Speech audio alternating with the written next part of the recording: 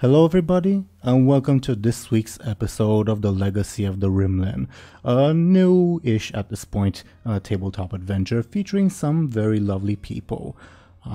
We'll get into what happened in the previous episode right after I asked these lovely people to introduce themselves very briefly and their characters as well.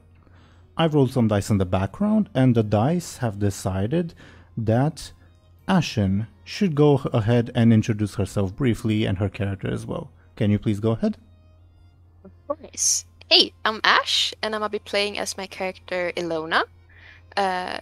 Tall, handsome lady, exiled noblewoman, has a lot of secrets. That's me. Nice. I actually did misremember that she's supposed to be tall. In my mind's eye, she was like the shortest of the group. But thank you. And next, Deli, can you please go ahead and introduce your character? Hello, yes. Hi, I'm Deli. I'll be playing Muninn, who is a sort of traveling scholar, sort of seeker of knowledge sort of thing. They're sort of very, they like to sort of keep to themselves sort of thing, so... but anything to do with learning or anything like that, or like secrets or anything like that, that'll be, that's always, it sort of piques their interest sort of thing. Mm-hmm. And you might just have stumbled upon the find that'll revolutionize the scientific community. So who knows where your story will lead. Okay, thank you very much. Next, Show&Tell. Can you please go ahead and talk about yourself and your character briefly? Hi, I'm Show&Tell. I'll be playing as Anghel, who is a peasant whose family was killed and whose sister was kidnapped, and now he's trying to basically get the money to ransom her, although we did get some money, so maybe it's enough. I don't know. We'll see. Although the money is only one part of the ransom, you actually have to find the people who... Yeah. Yes. Yeah. Thank you very much. So, last time, things happened, to say the least. It's fairly rare that a D&D session changes the entire map based on the player's actions. So, last time, our party was hired by one Julius Mirini, the court geographer of the Duke of Veneto, with a very fancy man and who looks very, very out of place, frankly, to explore the nearby ruins, whom they thus found out were very, very ancient, and recover a sphere, an orb from those ruins. Our party initially investigated the tower that you see on the map on the northern side, and they quit partway through, but also didn't find much. And then they investigated two standing stones where this lovely skeleton is on the map, where they found an underground ruin and the respective sphere. And upon touching it, they sort of awakened the inhabitants of the ruin, ancient Rimlen soldiers, and their commander grilled them, asked them what's going on, who's the emperor, when can we go home, etc., etc. And the sort of consensus, if that's the right word, you reached was, we'll come back in 2 weeks. And the understanding is, okay, the commander's understanding is, okay, if you're not back in 2 weeks, then I'm just going to assume you're dead, and we're going to cut our way out, because she thinks she's surrounded by ancient besiegers, basically. So, to sort of set the scene, and once again I was showing the wrong thing on screen, but that's alright. I'll just fix it in post.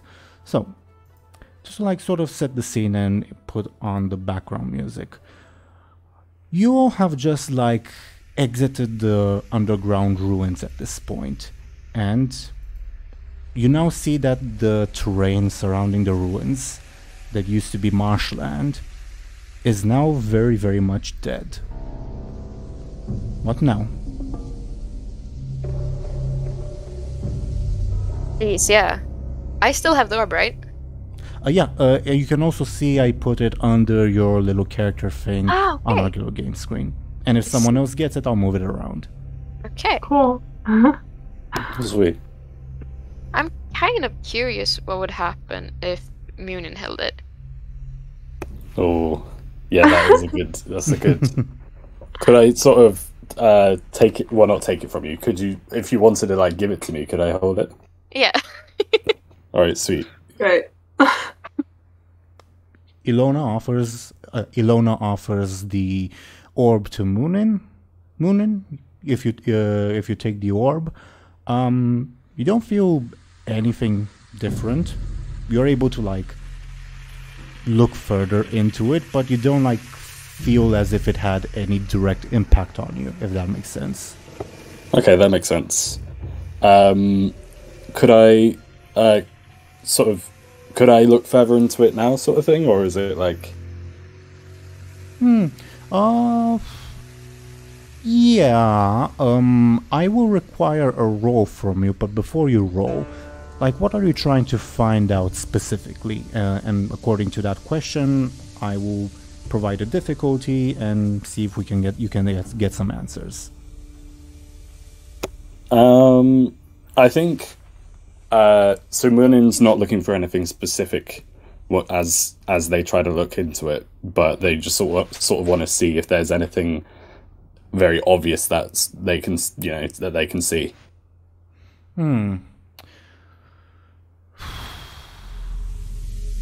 Well, something very obvious. Okay, give me a careful difficulty 2. Okay. Ah, nice. So remember when Illona touched it first, right? And before the skeletons woke up. Mm-hmm. Okay. When Illona first touched the orb, it went from like a pale sort of quote unquote inactive color to like a very active color. Then you felt the earthquakes and like energies rush forth into the orb. Then the skeletons awakened. Now the orb is not like the inactive color it was before, but also not like the super active color it was when it was activated. It almost seems like, to use like a modern term, it would be on like standby, if that makes sense. Mm-hmm, that makes sense. Ah, interesting. In that case, I'd like to sort of hand it back to Illona, if that's cool. Sure. Sweet. What do we do now? It's like, I really don't want to give it back to the cartographer yet, because it seems very like sort of fishy that he just sent 3 random people out to get this really important object. No, agreed. Unless anyone else has any ideas, how about we? So, one thing I think I might have suggested it last session, but one thing I sort of wondered is if we could sort of go to the cartographer and sort of act as if we, although it might actually, on second thought, it might be very obvious because obviously the landscape's a little bit rotten or whatever. Yeah. But I was going to say we could sort of pretend like we haven't found it and then just sort of grill him on as to why he wants it before we actually give it to him. Yeah, right. You did suggest that. I think it's a good idea. It is a good idea. We can always. I mean, okay, I can say it, but like. You can gesticulate. I'm presuming like Illona and Muninn are discussing in a language that Anghel would also understand, like maybe the local language. Yeah, of course, yeah.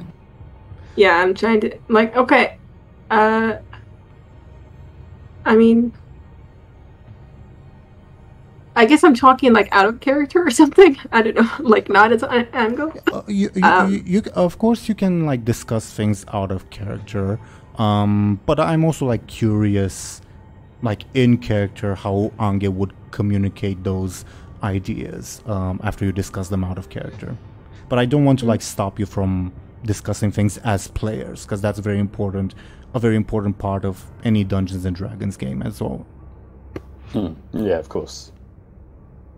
Okay, I'm just thinking that if like we can always like kind of say we don't know what happened. about the whole thing, the whole world changing or something. Like nobody can say it's us. Yeah, exactly. Or we could sort of say like, if the cartographer sort of does sort of question it, we could just be like, oh, we went in there, couldn't find it, and came out, and then just claim ignorance. Yeah, exactly. Yeah, good idea. All right, cool. I am genuinely curious. What does Anghel think when he sees like the main source of water for his village and their farmland polluted? Yeah, I think he's very agitated, and basically I'm imagining him running in circles, pulling his hair out. Understandable. While you're discussing, you will actually see like a few of the skeletons are exiting like the underground compound, and they're like trying to awkwardly make their way around you. They don't look like they're wandering. They look like they're going like somewhere specific. Can we put a rock on that shit? But they left. I don't think you put a rock on it. I think that would be very noticeable. Okay. If they look like they're going somewhere specific, and there's only a few of them, Well, do they're you think? they're also like a few meters away from you, because I presume you haven't like moved much. So if you're like standing next to the entrance, they're also like walking out of the entrance, and they're like awkwardly trying to like push their way around you, like they're like you're standing in a line or whatever. Can we like follow them if they continue walking? Like they basically ignore us, kind of. Like they just. Not. They say they do say like in the ancient Rimlen language, "Excuse me, pardon me," but they seem like they're going somewhere. Well, I should say there's 4 of them, and they're going in separate directions. Wow.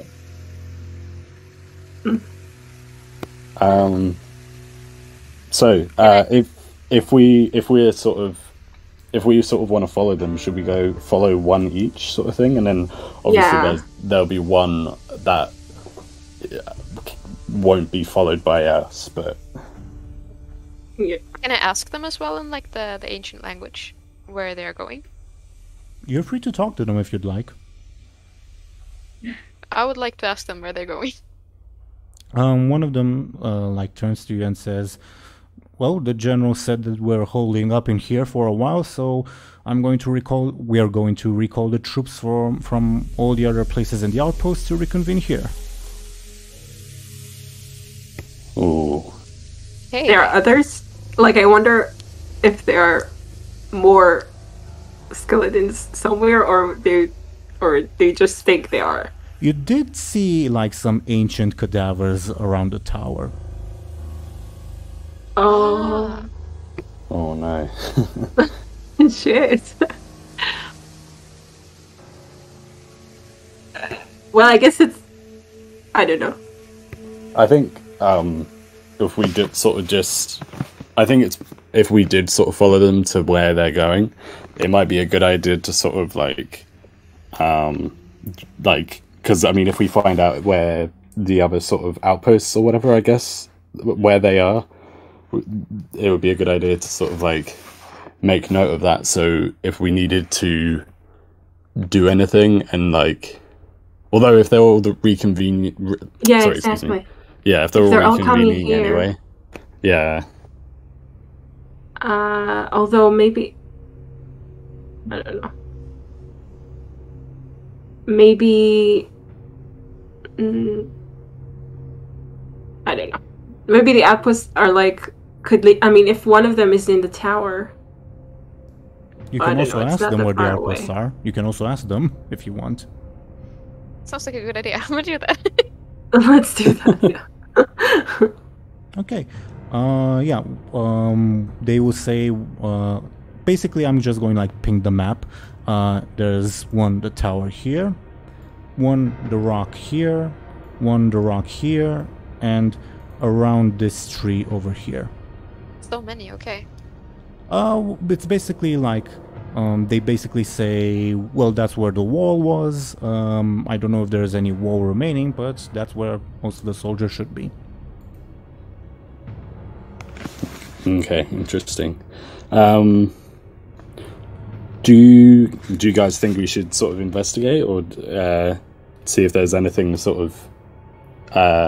So I'm thinking either we sort of investigate the outposts or we just go straight to the cartographer and sort of leave the skeletons to it, as it were. Yeah, I'm thinking, I mean, we were already at the tower, although it was before they were all awoken. Yeah, true. Could also split up. Like, some of us stay and watch the outposts, and some of us go ask the cartographer. That's a decent idea.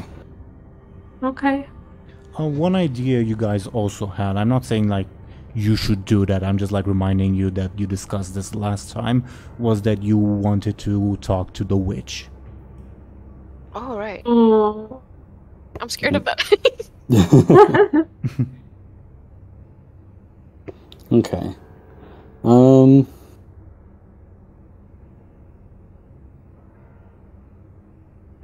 Right. So who sort of wants to go where? I guess it would be if we sort of claiming ignorant and saying that we don't have the orb yet. Maybe the person with the orb shouldn't go to the cartographer, maybe?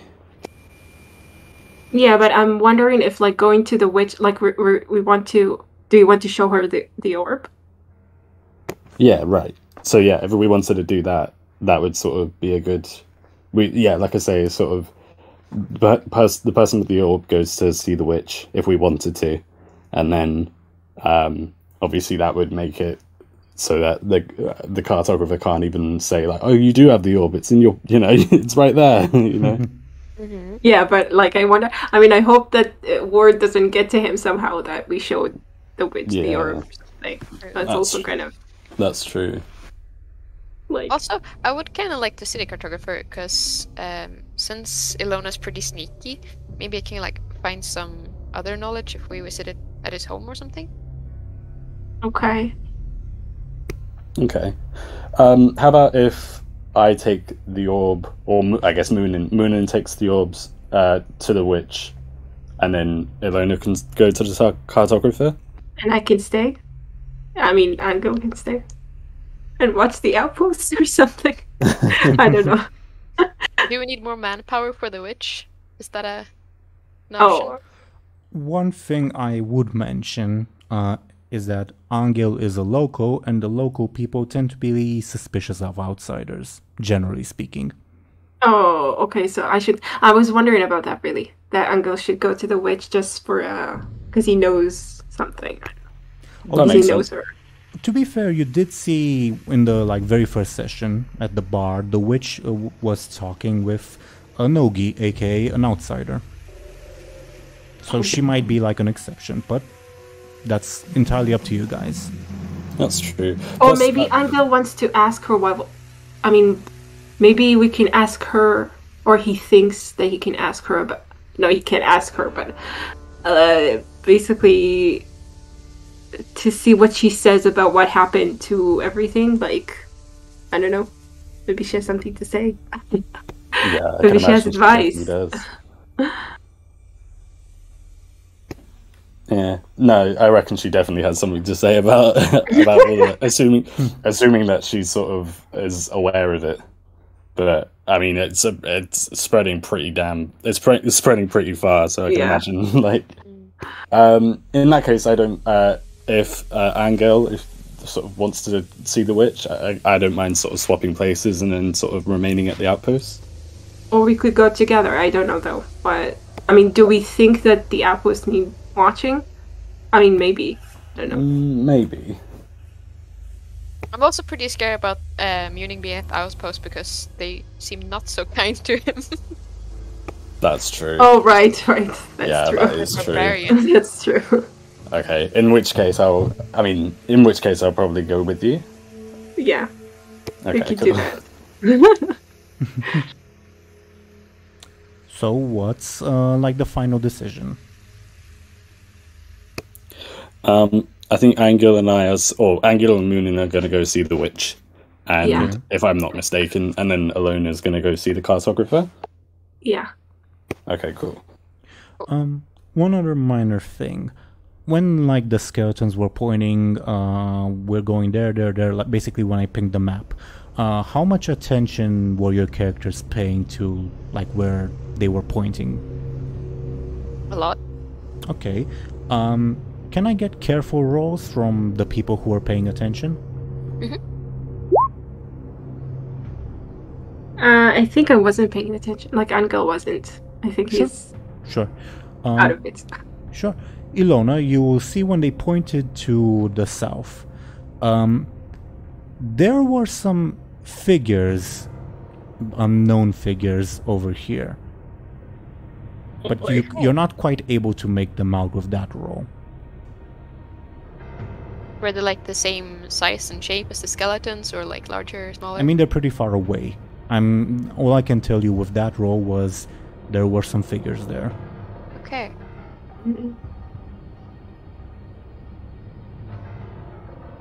That seems suspicious. So maybe we should all go there and then separate? I don't know. Yeah, that seems like a good idea. Yeah, let's do that. Okay. Okay, So- I'm not sure how Anghel conveyed that though. Maybe Illona like pointed out, said that there's like figures there, and I don't know. We just decided to go, I don't know. Yeah, I can imagine, even though this is probably overwhelming for Anghel, when Illona mentions, oh, there's figures over there, and I can't quite make them out, that would probably perk his interest, because that's unusual. Yeah. Yeah, I guess he just like points at them and stuff. And we decide to go there, I don't know. If you're like looking at them, they don't appear to be... Well, again, you're far away, but they don't appear to be moving. They appear to be standing there. But they're clearly... They're not trees, they're figures, if that makes sense. Okay. Can I just like look around to the other places as well if there's figures where they pointed? Sure. Give me another careful roll, please.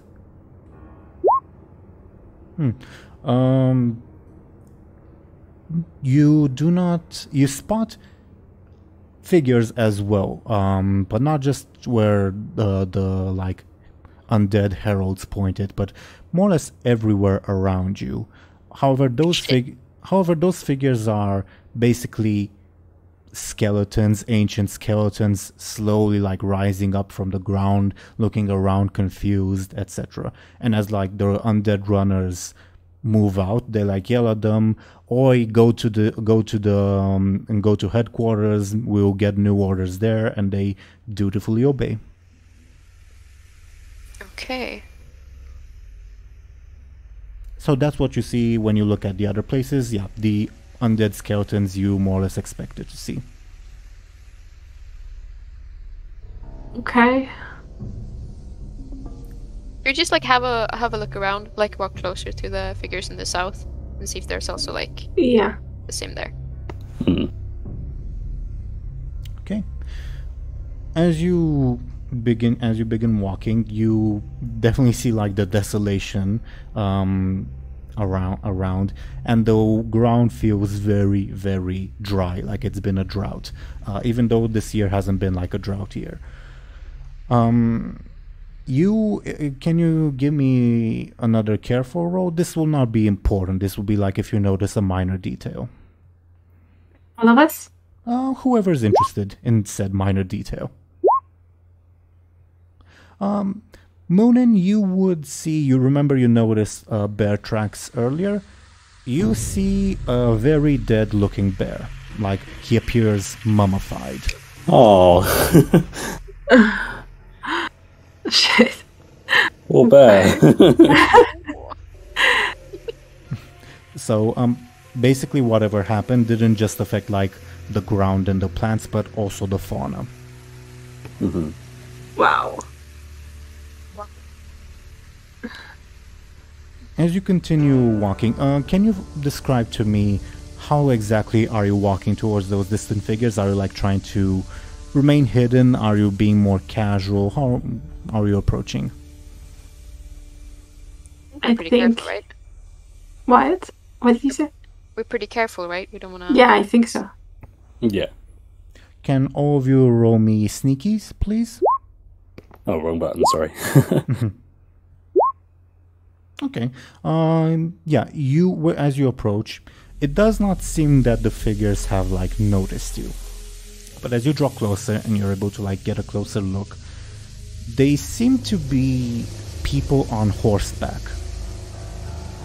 Oh. Okay. Do they seem dead, or...? I mean, give me another careful. They're there. Okay. Anghel, with that roll, not only do you realize, no, they're not dead, you actually point out, like, who they are, like, generally speaking. They're Nogi, aka... they're people who are, if they're on horseback, they're either, like, herders, or they've come to rob people. And they're on the dead land here? Okay. They're sort of on the borderland between the forest and the dead land. They were, for the longest time, they were like staring in stunned silence, pretty much. Oh, okay, so it hit them by surprise, basically. Yeah. Like all of us. Okay. I think it's a good idea to kind of like keep out of sight from them, but good to know that they're there. I guess. I mean, if they come to rob... No, but would they be on the marshlands if they wanted to rob someone? That's the unusual part. Nogi have like a very terrifying reputation around these parts. Like, your village has been burned down by Nogi at least 3 times. But it is unusual that they would be here. Okay. Does anyone think that we should confront them, or should we just sort of like stay out of it, sort of thing? I will mention, thanks to your sneaky rolls, they do not appear to have noticed you yet. I don't know. mean, what? I don't know, like, what's best to do here. It feels like they're on horseback. They're probably like... Yeah, I feel, and also they're supposed to be scary, like, or at least I'm sure that Anghel is scared. Could I ask could I check to see how many there are, or was that sort of mentioned already? Oh yeah, you can. Give me another careful. I would have required like a difficulty 4 to get like an accurate count. You see that there's more than 10 of them, but probably fewer than 100, somewhere around there. Oh, okay. So probably confronting them isn't on the cards. No. Should this? I mean, I think if we sort of head back to the town, this is probably something that we should warn people about. Right? Yeah. It sounds obvious when I say it out loud, but. But like were they heading toward the marshlands? Like, were they heading toward the standing stones or something? Like it seems. I mean, they're staring in towards like the marshland and the standing stones, but that doesn't necessarily mean that they were heading there. It obviously more likely means that they're just in shock by what happened. As to like whether they were heading there, like from your general knowledge, Anghel, marshlands aren't really like the best places to like herd animals. But on the other hand, there's also like going through marshland, like passing through marshland is difficult for horses. So it's very bizarre that they are there. Yeah, it is very bizarre. But like, what can we do about it? Mm.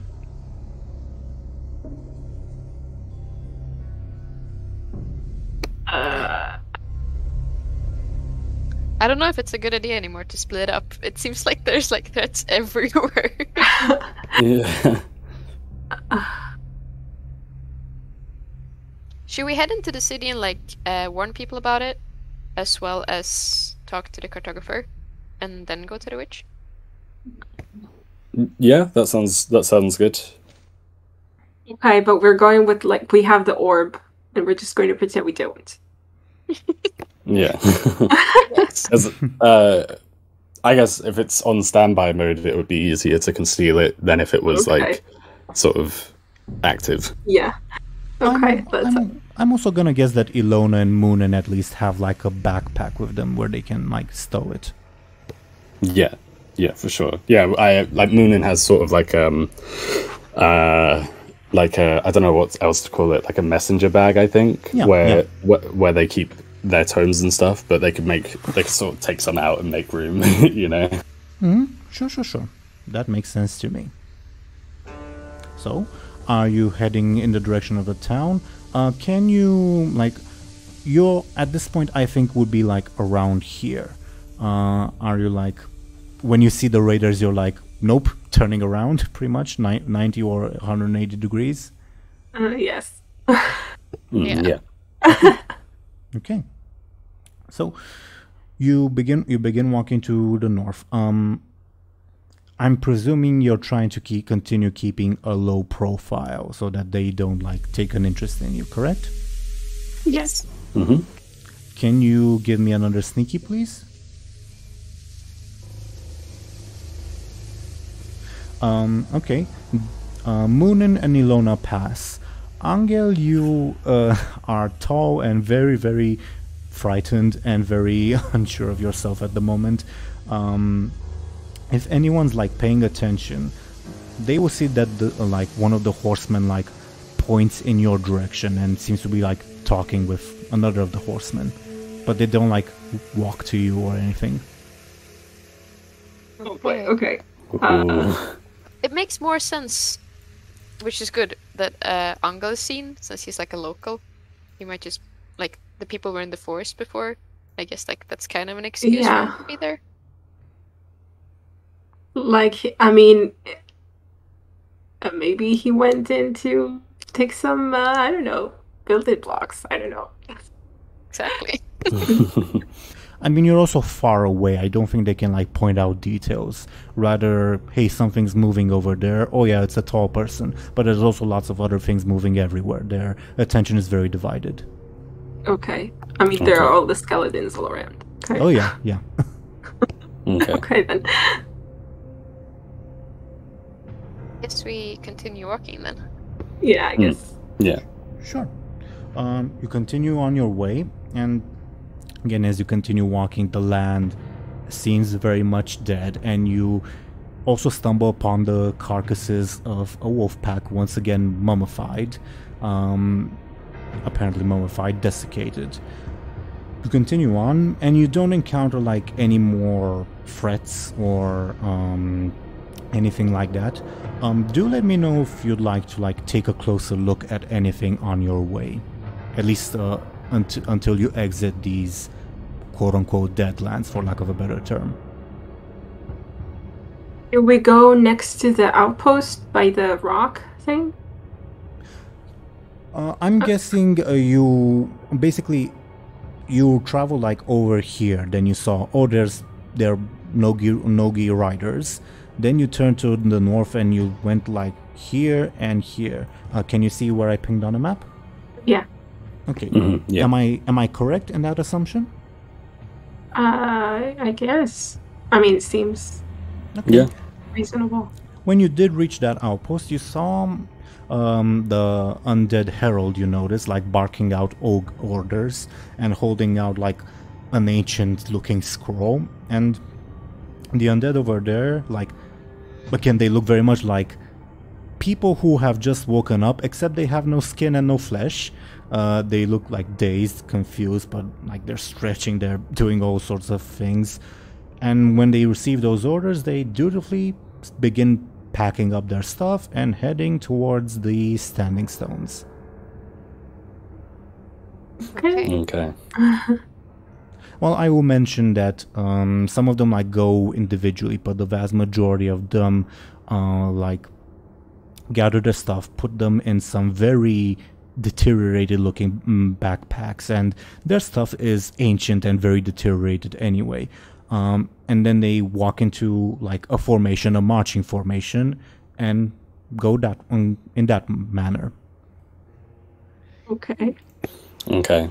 So yeah, I think we should sort of like, I guess we know where they're going, right? So we should sort of lead them to it and like head to the town. Yeah. Sounds good. Yeah. All right, cool. Okay. As you exit the Deadlands, quote-unquote Deadlands, I'm using that term just for simplicity's sake. I'm also going to change the background music back to like, oh, we're not in a place that's dead anymore. Yeah, you reach the Deadlands, and you definitely see that there's a commotion in town, probably for the very, very obvious reason. Do you continue approaching? Yeah. Okay. You see that like the people of the town, well, I shouldn't call it a town, it's a larger village. The people of the village have like all gathered around in the town square. Do you go there to join the like crowd, or do you like go somewhere else? Well, I want to join. I want to see what's up. Yeah, I want to see. You go to like the quote-unquote town square, which is basically like the part of the road that's around the church, which has like a more of a space around it. And there you see, once I will put it on screen, the local where is he? There you see the local priest who is like talking to the townspeople, who seem very, very panicked, and tied to a tree, buck naked and upside down, is this gentleman. No. Oh shit. Oh, no. And the priest is yelling out, basically, this heretic has come to our lands and cursed them. And he like turns to the cartographer and says, "Speak, heretic! What have you done to curse our lands? Heal them at once!" And the cartographer looks very, very panicked and says, "I don't know what happened. I don't know." And the priest punches him in the face and says, "Speak at once!" And the crowd like cheers the priest on. Oh boy. Guess it would be a good idea to kind of like cover your face a bit more. She doesn't see us there. Yeah, the outsiders. Yeah, both of you should be careful about this. Yeah. I mean, is he the only outsider that? I mean, I remember there were. He's not the only one, and that's a very good question to ask. But you don't see the other quote unquote outsiders that you saw at the tavern, like in this mob. So they just made themselves scarce, maybe. Well, do we try to like save him somehow, or do we let him suffer? I'm sort of very tempted to like sort of jump in, sort of thing, but obviously, Muninn being not from here, I don't know if that's the best. Can you give me careful rolls, all of you, to notice something? Difficulty 4. Okay. Muninn, you see a gentleman that you also saw at the tavern that I will put on screen in a little bit. This gentleman. He is, surprisingly enough, not like standing with the rest of the crowd. Rather, he is walking towards the forest, and in his hands are the cartographer's belongings. Oh, that's not good. Could I sort of... I'd like to sort of apprehend him and be like, what do you think you're doing? Well, who was he? Was he... Anghel would know him as the leader of the local bandits, but... Oh, yeah, okay, that's good. Okay. Muninn and Illona don't know that, though. Okay. Yeah, no, yeah. Like I said, I'd sort of want to try and not immediately like try and take the stuff out of his hands, but just sort of stop him. He's like making his way past the crowd. Are you like, sorry, are you waiting for him to move beyond the crowd, or when are you approaching him? I'll probably wait until he moves beyond the crowd, but at the same time, yeah, I'll wait for him to move beyond the crowd. I think that's safer. Although I don't know. I mean, I know that Anghel knows that he's the local bandit. But... Yeah, the thing I'm thinking of is obviously if something happens, then there'll be a whole crowd of people, so maybe he'll be less eager to start another commotion, but then maybe it wouldn't be in my favor anyway, because Muninn's not from here. Yeah, it would be pretty bad, I think. But like also, I mean, I'm thinking that the how is it called, cartographer? Mm-hmm. I'm thinking that he may have some answers for the orb or something. So, if only for that reason, we should do something. For sure. Maybe wait till he's outside of the crowd, and we just circle him, all of us. Yeah. Yeah. No, okay. that's a good idea, actually. Is it bad? Okay. Just for me to determine how this guy would react, describe to me how you guys would try to approach or tackle him or whatever. Are you again, you're waiting for him to go beyond the crowd, okay? Are you standing there just beyond hey, we're here, talk to us? Are you trying to sneak up on him? What's your approach? I'd sort of like to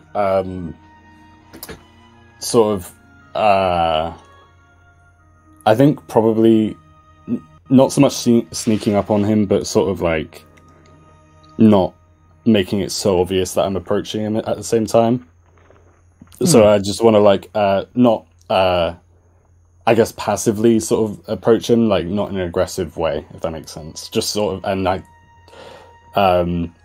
initially try and stop him in a non-aggressive way. Just sort of just be rather than tackling him to the floor, just sort of grabbing his shoulder or something.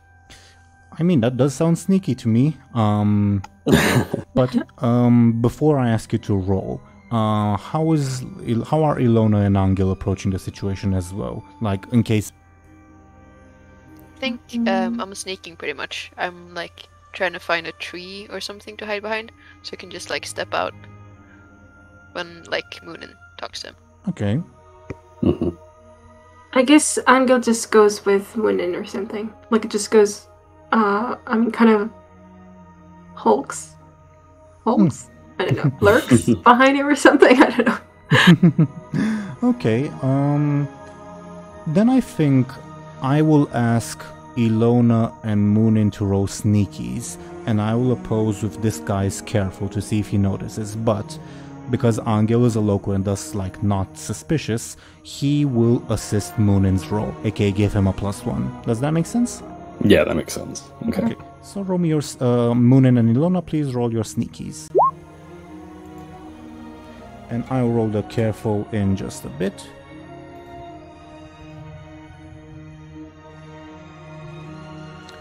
Okay, this is called, I'm actually just going to turn the music down just a little bit, but while I do that, technically speaking, this is called an opposed overcome roll. What this means in terms of what happens when a tie happens is that two things happen. Illona, and I would like to leave them up to you, at least this once, though in future sessions I'm going to decide. Either you fail or you succeed, but at a cost. What is the cost? I determine it. Oh. I kind of want to know what the cost is. It's usually like something unrelated, like not directly related, Okay. that would be disadvantageous to you.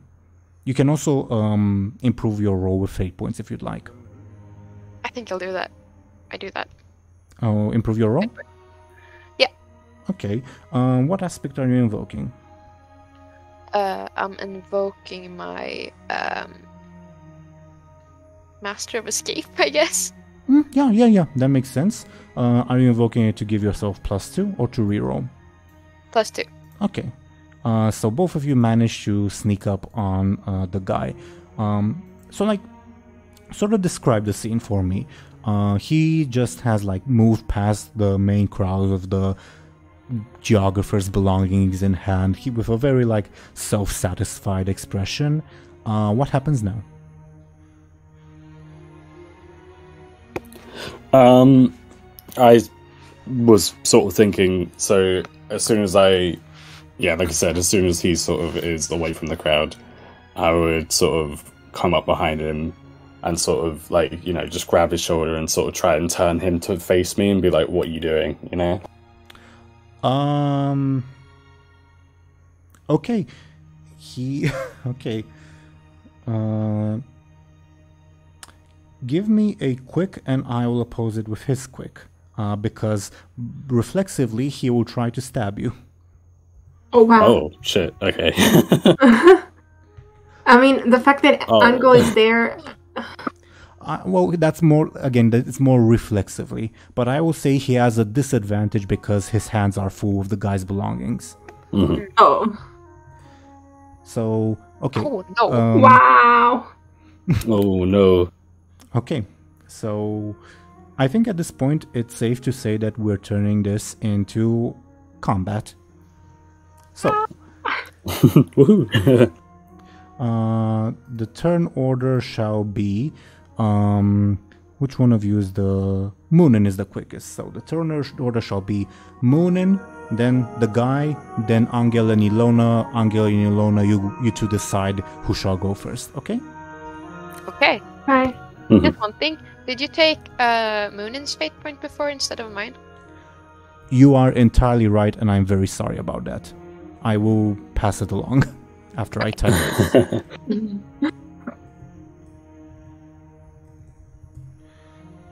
Okay, so if you will look at the turn order part of the screen, you will see that we have like a little turn order established. Muninn, it is your turn at the moment. He just tried to stab you. I would say you do get like stabbed. You don't take like damage because we weren't like in combat yet. But combat has now begun.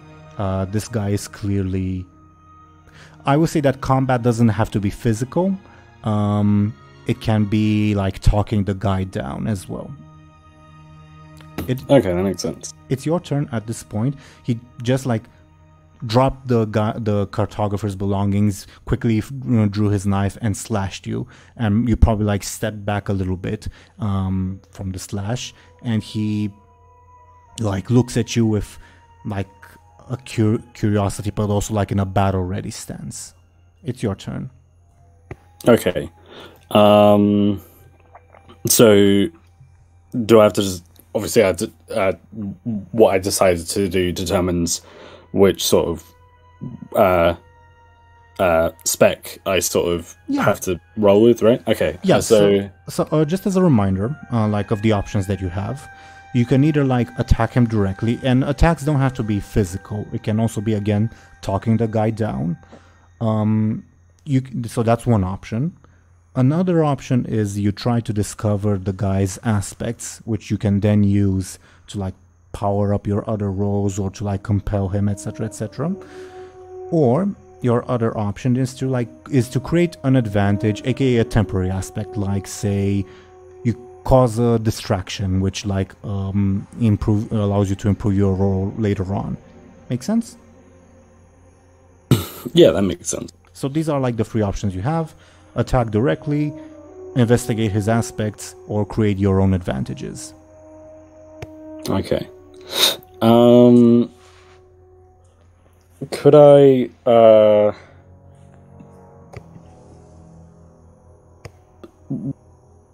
sorry, one second. One of my stunts is to learn someone's aspect once per game. Was it once per game? Yeah, once per game. Yeah. Could I sort of use that as Definitely. All right, cool. Yeah, I'd like to use that. I will also say, because it's a stunt, you can also do something else, like it won't take up your turn.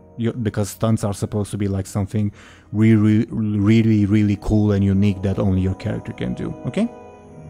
Okay, cool. So, I give you a choice. Would you like to learn this guy's high concept, his trouble aspect, or his, like, tertiary aspect? I'm not sure.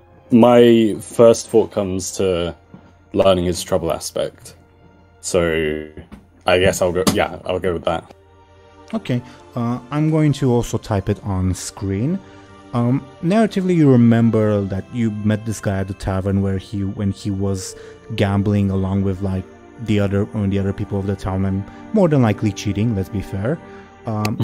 His trouble aspect is can't resist the roll of the dice, and I'm going to type that on screen.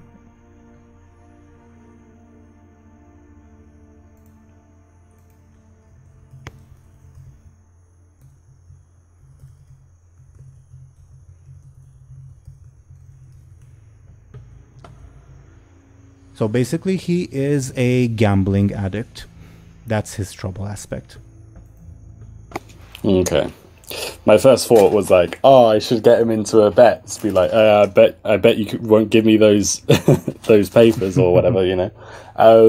Okay, so I think with my turn, I kind of want to convince him to maybe drop the knife.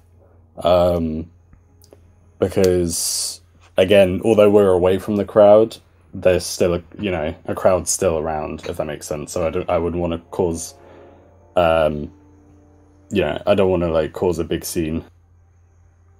Narratively, like what happened was like, again, this guy slashed you and you like stumbled back, and he looks at you in suspicion and says, "What the fuck do you want?" I think Muninn would say, the first thing Muninn would say, like, oh, like, calm down, like, drop the knife, like, it doesn't have to we don't have to start a fight for this, Are you treating this as an attack or creating an advantage? Quote unquote attack, obviously. An attack? Okay, then give me a careful. That sounds like a careful approach, and I will oppose with his forceful, I guess.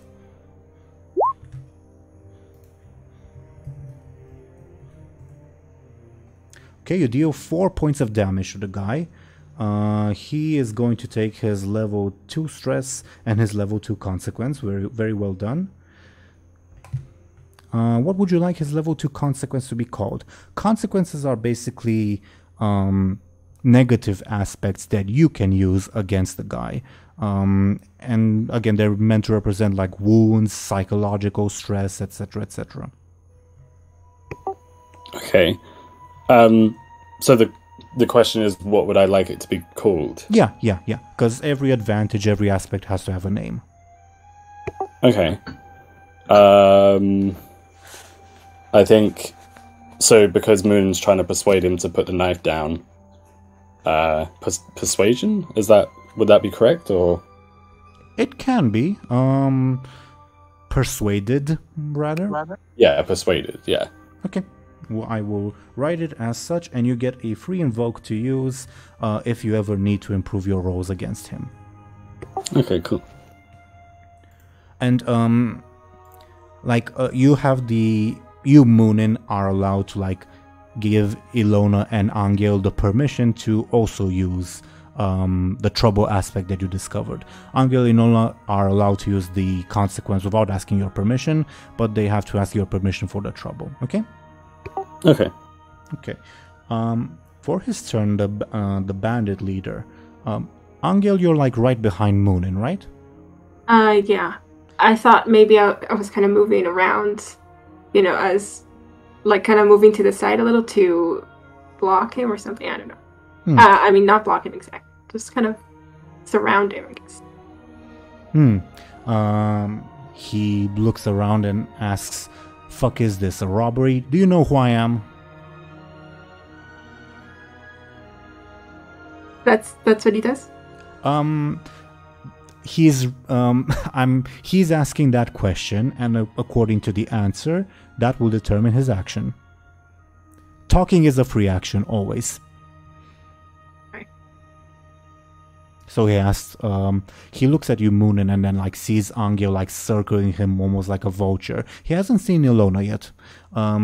He asks, "What the fuck is this, a robbery? Who do you know who I am?"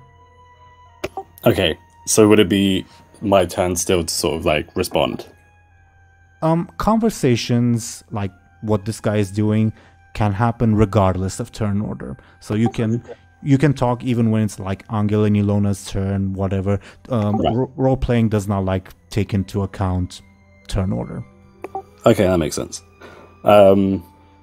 So I sort of want like just to sort of string a sentence together. Muninn sort of responds like, what are you doing with these? What do you think you're doing? Like stealing these, all of these papers and stuff. They're not yours. They belong to the Cartographer. Finders keepers, mate.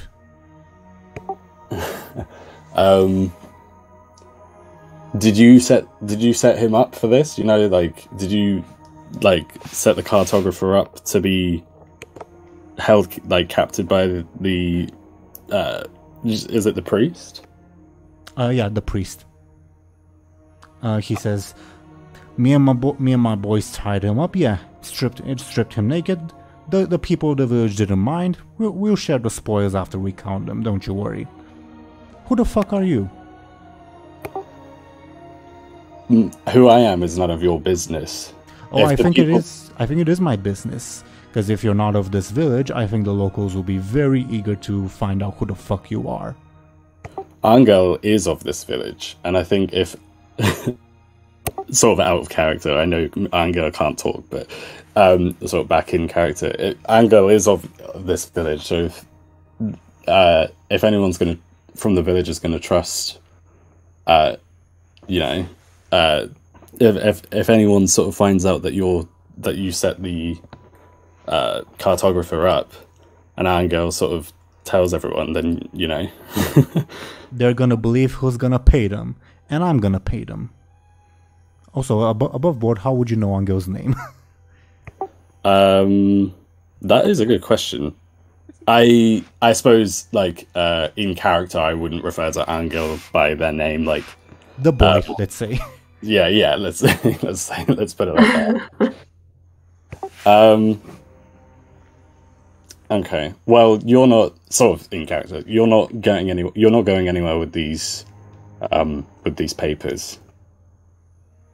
He has had, because he dropped them, all the Cartographer's belongings, like papers, but also clothes, money, weapons, everything. Yeah. Okay, cool. Yeah, you're not getting anywhere with these. You want the papers? That's all you want? You can fucking have them. I don't care about the fucking papers. It's not just the papers. You're not leaving it without any of this stuff. Oh, is that right? Okay. He's going to lunge at you and try to stab you. How do you defend yourself? Ooh, okay. Do I have to sort of roll to... Well, describe to me narratively what you're doing to defend yourself, and according to your description, I will tell you what to roll.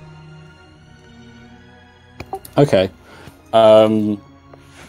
So I'd sort of like to try and have Muninn sort of if he goes to, so let's say the bandit leader goes to lunge at Muninn, sorry. He sort of moves out the way and grabs the bandit leader by the hand or the wrist that he's holding the knife with, and sort of try and contort it so he drops it, sort of thing. That sounds either quick or forceful to me. Okay. And can I like assist by startling him? You can assist not when Muninn is defending, but if Muninn were to do something, you can assist him, yeah, but not when he's defending. Okay, so Muninn, what you described to me sounds either quick or forceful. Okay, I think it would be quick to move out the way first, and then forceful to try and disarm him. So would it have to be two separate moves? That would be two separate moves. You can try to disarm him on your turn, of course. But yeah, give me the quick to see if you evade his lunge. Oh, nice. Yeah, you dodge out the way and slightly surprise him. Anghel and Illona, it's your turns. Hey, I was honestly thinking that maybe Illona can kind of grab, like sneakily go and grab the things he dropped. Yeah. Maybe. I thought the same as well.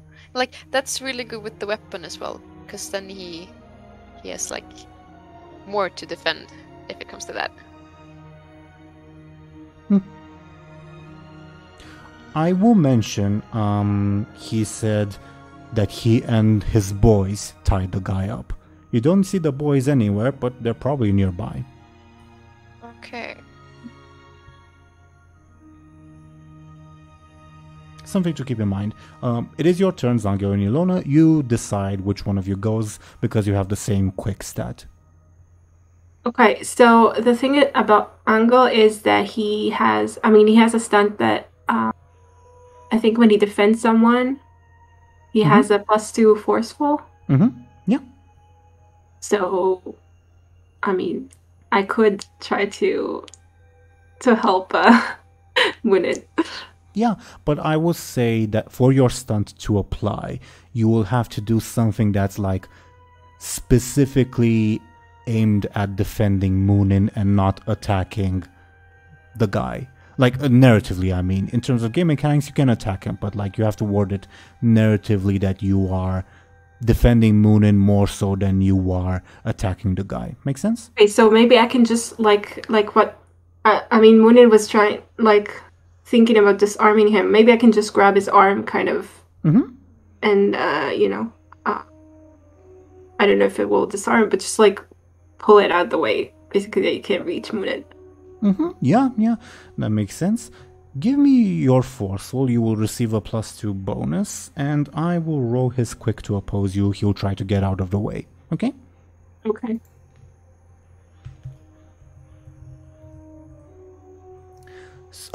So with a 5 to a -1, you're treating this as like an attack or like an advantage?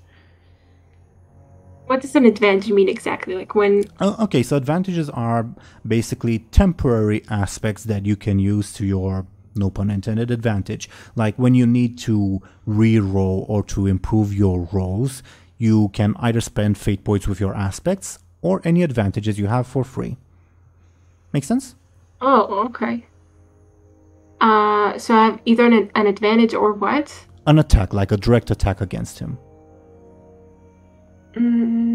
This is in terms of game mechanics, not in terms of actually wounding the guy, if that makes sense. Yeah. Okay. But if it's not an attack, then it's just, like, what happens? Like... Basically, you would, because you got that big of a difference, you will create an advantage and also get an extra charge on it, so you'll be able to use it twice for free. But on the other hand, a 6-point difference is a lot of damage. Okay, so let's go with an attack then, I guess. Okay. I think the simplest thing would be for him to take his level 6 consequence, which I guess would mean, Anghel, you unintentionally break his arm. Oops.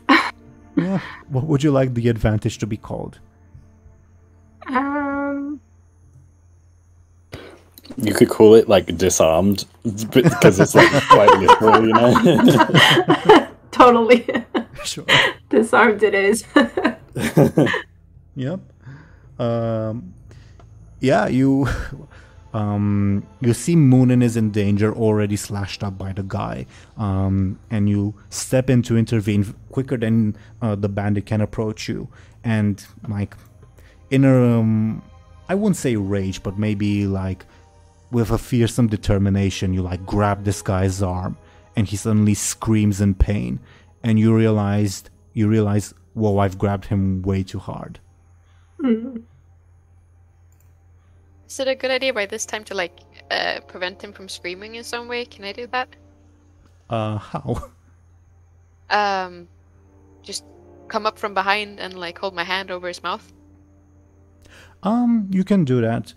I think at this point, the guy will actually surrender. Like, he will concede the fight in terms of game mechanics, so you're allowed to do that. Now, because he surrendered, you don't get to like kill him or anything, but you get to dictate like 80% of the terms, and he gets like 20%, kind of.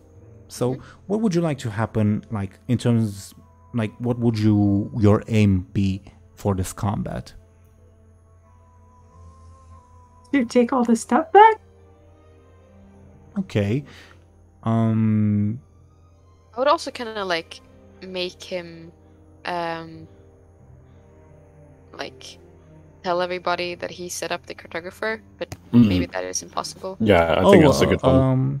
Well, he doesn't need to tell. He basically told you that, yeah, me and the boys like robbed the guy in plain view of everyone and like stripped him naked and tied him to the tree in the middle of the town. So everyone. I kind of got knows. the feeling like everybody kind of knew they did it and they don't care. Yeah, they definitely did. Okay. They don't care. And now the priest is like on the bandit side because the land is poisoned and he needs someone to blame. Yeah. I see. Can we like capture this guy somehow? Like get him out of the way? I mean, I think that he might, I don't know, after something like this, maybe he won't like bother us again. I don't know. I was gonna say, because yeah, could we sort of make it so like, because obviously all of his like underlings, I don't know how else to sort of describe it, but like the people that, the boys, could we sort of like convince him so that the people that work for him don't bother us? Well, again, he surrendered. You didn't defeat him completely, so he gets like a bit of a say. He would very much like to not be taken captive. He's willing to relinquish the guy's items, like he sees that's not worth it. As to for him not bothering you guys again, you can ask him to make the promise, but I'm not sure he would keep it. Yeah. Can we like threaten him further? Like hold up a knife to his eye or something and be like, you better not. You can, and of course he will like make that promise even harder, but I mean, he's a non-scrupulous guy, generally speaking. That makes sense. I mean, of course, if you like threaten him and say, "Don't ever be mean to us again," blah blah blah, of course he's gonna say yes. But will he actually go through with that? Who knows? That's probably, without killing the guy, that's probably better than nothing. I don't know if I'm sort of... Yeah, I mean, that's... I guess that's... You can ask him to, like, take his quote-unquote boys and leave the town for now. You can say that. A suggestion. Just a suggestion. Yeah, that's a good suggestion. Because at the very least... Yeah. At the very least, like, if they're away, they can't exactly... it would be harder for them to break the promise, you know? Mm-hmm. Yeah, that would be good, I think. Above board, Anghel would generally know that they tend to, like, prey on the roads to the south. So that's where they will go. Back to their quote-unquote headquarters. Oh.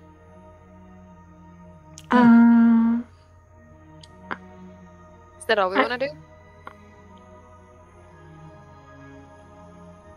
I mean, I think that's the best we can get out of this, I think. Unless you have more ideas. We can go with that. Like, we know where they are, I guess, and if they... If you want, because again, you guys did win, so he only gets like a small say. You can also ask him like to point out like where the bandit camp is. Ooh, okay. Yeah. Let's do that. Yeah. Okay. When it's not on the current map, but if you ever go south, it will be somewhere on the southern map, and I will point it out to you.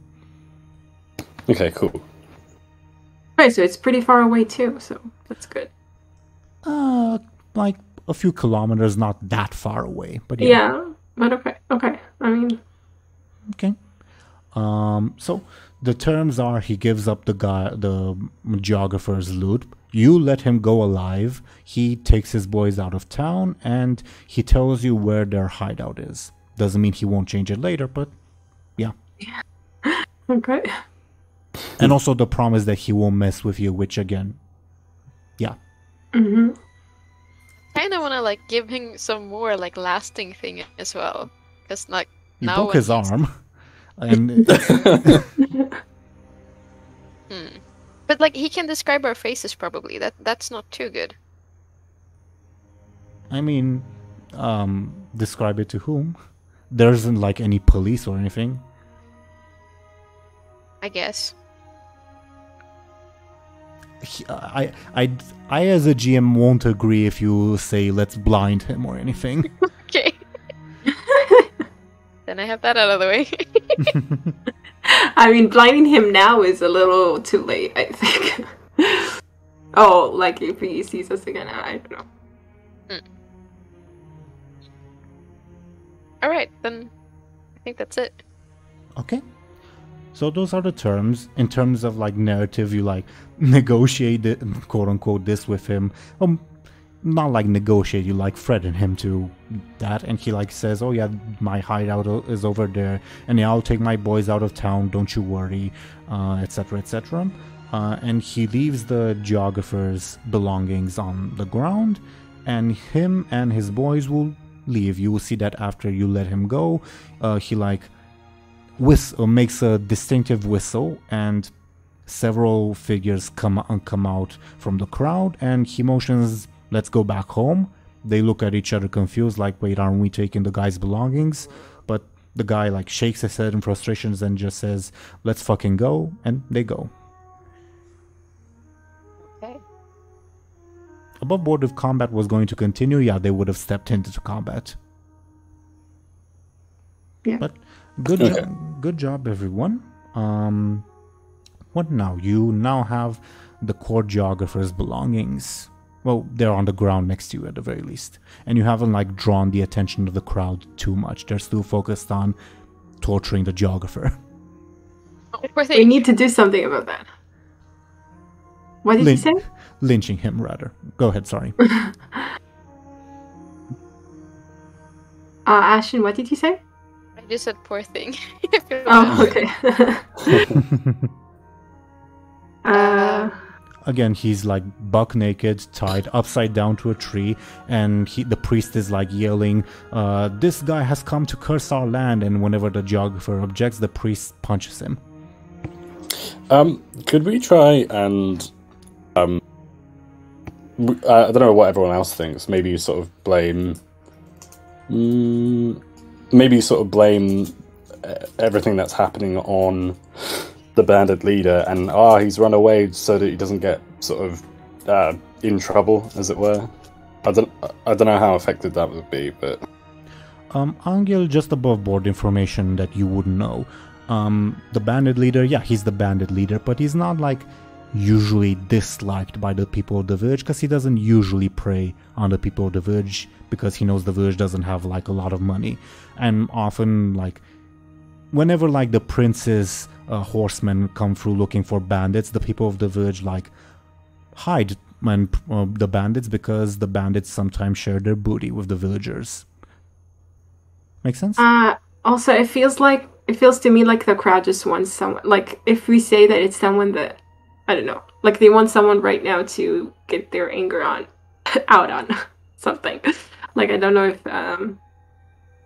like kind of saying, oh yeah, this guy that ran away, like they're going to, I don't know, like it's going to stop them from from going crazy right now. Like I just have a bad feeling about objecting. It's like I don't want to be put the blame on either. I will say not. You don't only detect anger, but also like a lot of panic, because like the village's entire livelihood has just been placed in danger. These people are terrified. Oh. Including the priest, obviously. Should we kind of like look at the stuff, the belongings, if we can find some more information, and then decide? Yeah. Yeah, that's a good idea. Sure. Among the Cartographer's belongings, you find an ornate sword, a pistol, no bullets though. You find several sacks of coin, feel free to like rummage through them, and a lot of papers and maps and drawings. Can we like take a closer look on the maps and drawings and the papers? The maps, you'll quickly come to realize he is a traveler, especially you, Illona, would realize that he is a traveler from the trade city of Veneto, and he basically has gone like through much of the Caramel Empire and the former kingdom of Manchajak to the west, and he's been like just drawing maps of all the places he's been. They're not like military maps or whatever. They're just a traveler's maps. It's almost his like way of keeping a journal. Okay. Nothing like about the orb or anything like that. Well, that's among the maps. Do you also take a look at the various papers he has? That will take some time. Yes, I think that would be a good idea. What do you guys think? The question is if like we can just, I mean, is he being like, I don't know, do we need to do something now to stop? You do hear his screams of pain whenever he's punched, yeah. I was thinking maybe we can distract them or something, I don't know what.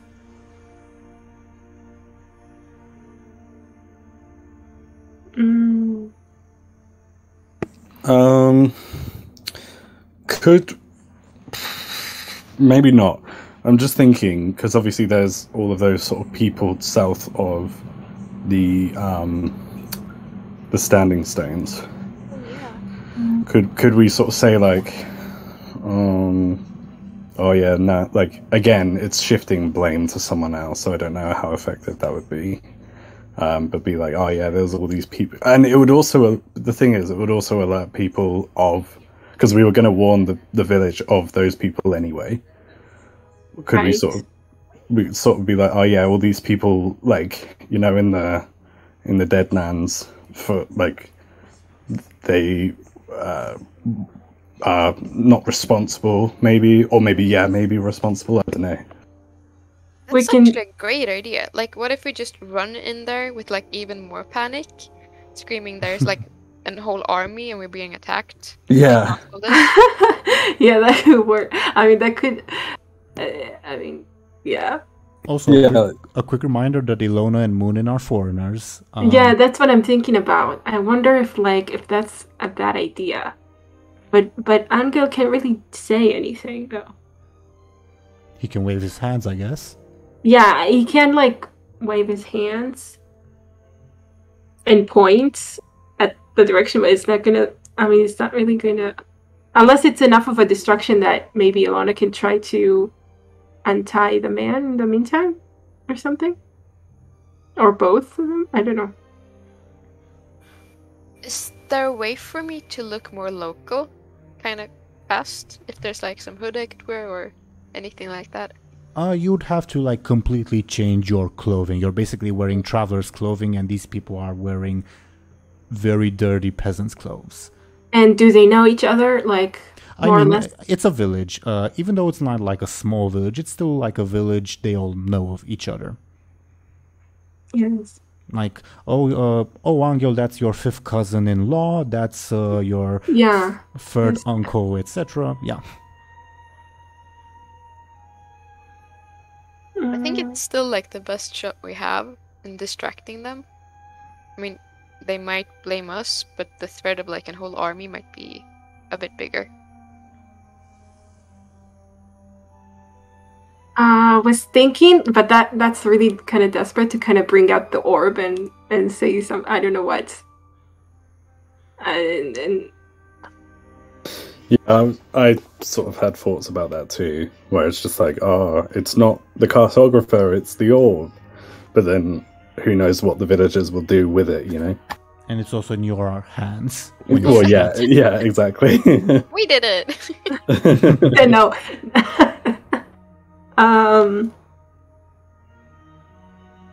I think it would be sort of safe to obviously keep the orb hidden. Yeah, I guess so. I'm just wondering what we can do.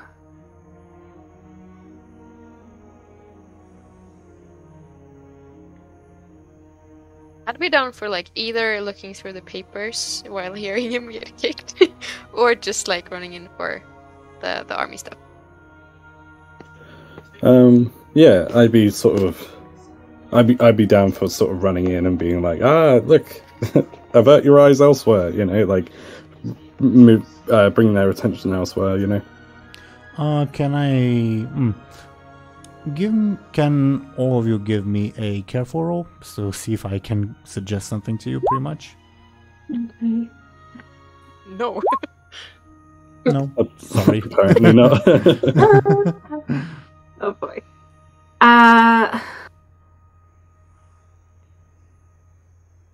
Maybe I can run in, wave my arms, and then Deli will kind of, not Deli, Muninn will kind of, kind of verbalize what I'm trying to say or something. And in the meantime, Illona can try to untie him. Is that it?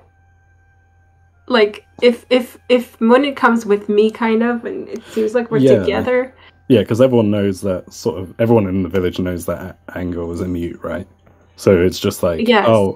I'm not putting words in Anghel's mouth, so to speak. I'm literally just Anghel will totally like point it, and you could see that he's trying to say something.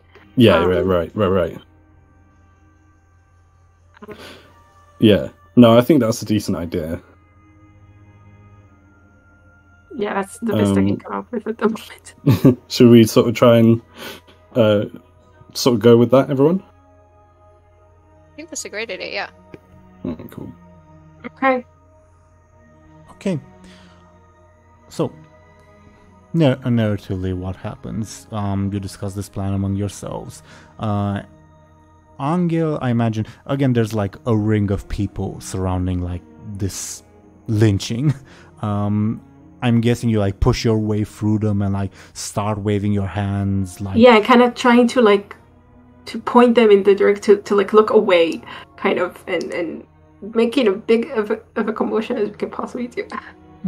And Muninn, how would you be coming with Anghel? Are you like following like close behind while he's pushing his way through, or? Yeah, following close behind. Okay. Then I will need a flashy roll from Anghel, difficulty 4, but Muninn will give you a +1 assist. Oh shit, I'm not flashy, oh shit.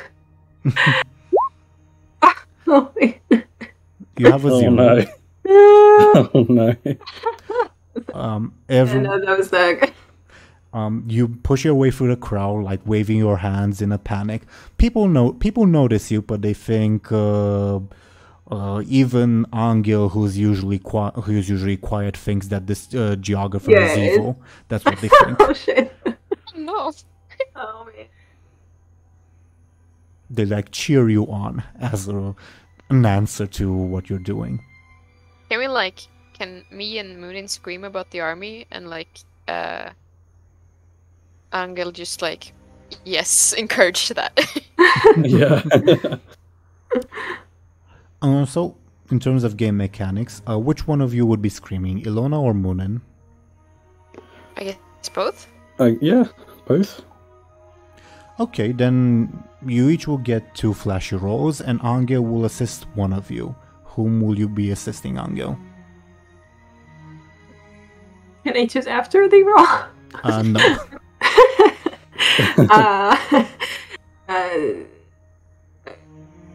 They have the same flashy stat. Okay. So think more in terms of narrative, I suppose. Muninn, I don't know. Just because he's nearby. Sure. I guess. But... And because that was the original plan, sure. So, Illona and Muninn, give me 2 flashy rolls, same difficulty. Oh no. I'll take the -2. Oh, sorry. I was like, oh shit. Your screaming is indistinct, as it looks like it's not distinct enough from the crowd. Okay. Could we sort of try approaching the priest? Sure. That could work. Okay.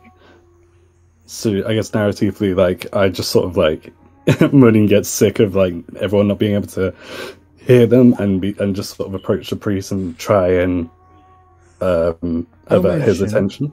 I'll mention just for context's sake that the priest is also accompanied by his slave, and I'll put him on screen.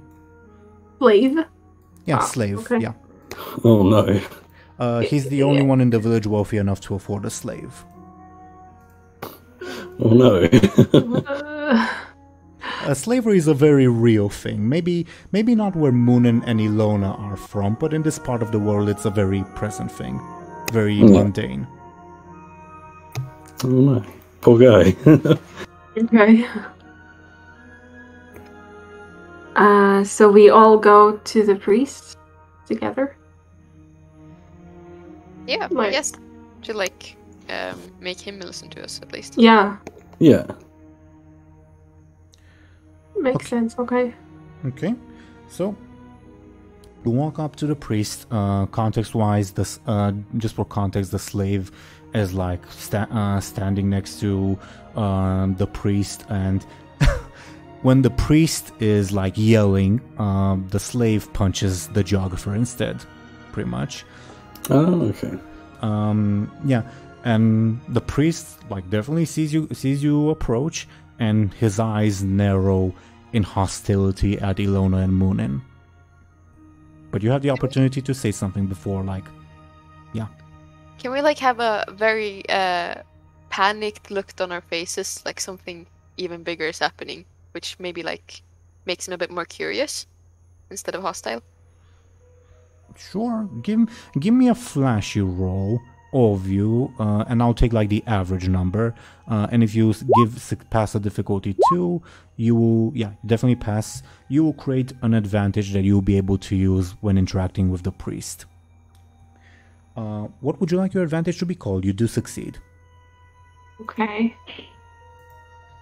Perplexed? I don't know. What did you say? Perplexed? Sure. He's definitely perplexed. He seemed hostile at first because dirty foreigners and the mute who's probably cursed, but then he sees the panic in your eyes and he's willing to listen. Okay. Nice. Okay, so you have this advantage and you're able to use it again, quote unquote, against him if need be. Okay. What now? I guess we like tell him, like scream at him, there's a big army coming, and they probably caused all this. The priest yells out silence at the crowd to like hear you guys better, and now the crowd like properly notices you, and he says, "What did you say, child?" Yes, I repeat myself. He asked you to repeat yourself. Yes. Okay, I do so. What army? What are you talking about? What were And they you called see, again? The people. Nogi? Nogi, yeah, Yes. Nogi. You do see like the people look worried when you say army. What army? What's going on? I guess I said it's like a Nogi army on horseback. Headed for the city. He looks confused and says, "But they retreated with the rest of the Caramel soldiers to the south, didn't they? Who are you?" Oh fuck no! I just like scream at him, "Please, you gotta do something fast. Get the defenses up. They're coming." Give me a flashy, and I will oppose with this guy's careful. Okay. And Anghel and Muninn can assist you. So you get a... I need some assistance. You get a 1. Let me see what this guy's careful is. Can I use fate points to like up it? Well, let's see what the priest rolls first, because he may get a lower roll. Okay. So you tie at the moment. This is an overcome, so again, your choice of you fail or you succeed, but something bad happens. And the fate point is not an option, or? It is, of course it is. Okay. Then I use it to gain +2, is it? What are you invoking? I'm invoking running from a past life. How would that help you? Maybe I have been very convincing in the past and like try to... Okay, okay. Sure, that makes sense to me. I will accept that. Yeah, you succeed. So basically you told him it doesn't matter who I am, you have to prepare your quote-unquote defenses, etc., etc. Okay. That's what I'm asking. That's what you tell him? Yeah. Okay. You definitely like strike fear into him, and he yells out to the villagers, "Everyone across the river to the north, we have to flee." And all the villagers in a panic begin running towards the north. Okay, that worked. Defenses is not the right word to use for these people. Most of them are unarmed. Can we... Is it like... I'm speaking out of character now. Is it a good idea to like try to get the cartographer down? Yeah. As well? I think. Right? That's our chance. Yeah. I will say that nobody is like paying attention to him at the moment while they're all running away in a Yeah, panic. that's what you wanted. Yeah, sweet. Let's do it. Okay. So you proceed to like tie him down. Again, he's buck naked and upside down. You help him down, etc., etc. And very, very bruised, I would say. Maybe I can like lend him my cape and just... We have his clothes, don't we? You do? Oh yeah, we do. Okay. Good, we give him. Yeah. Okay. As you like pull him down, he is constantly cursing and bumbling to himself. And once you like pull him down, he like snatches the clothes from you and says, "By the free, thank you very much for your help, kind people. Oh, you free. Well, I don't exactly have the money to pay you." It's okay, we helped ourselves. I'm kidding.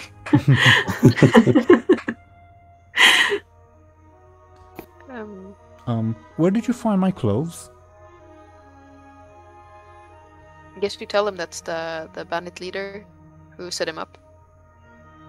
Well, I know it was him. Did you beat that fearsome gentleman? We managed the business, yeah. Yeah.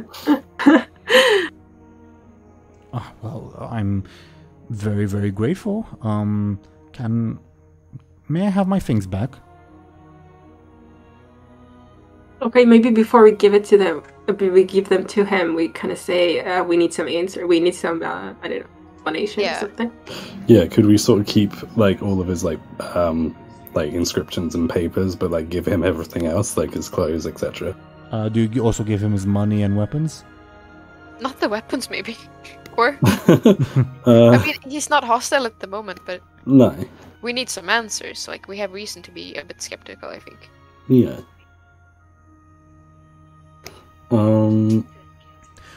Should we give his money back to him at the very least, even if we keep the weapon? Yeah, let's do so. Okay. He will ask, my sword and pistol, please? We need answers first. Oh, for the love of the free, I don't have answers. If I had answers, I would have given them to these people. Can we ask him why he's searching for the orb or something?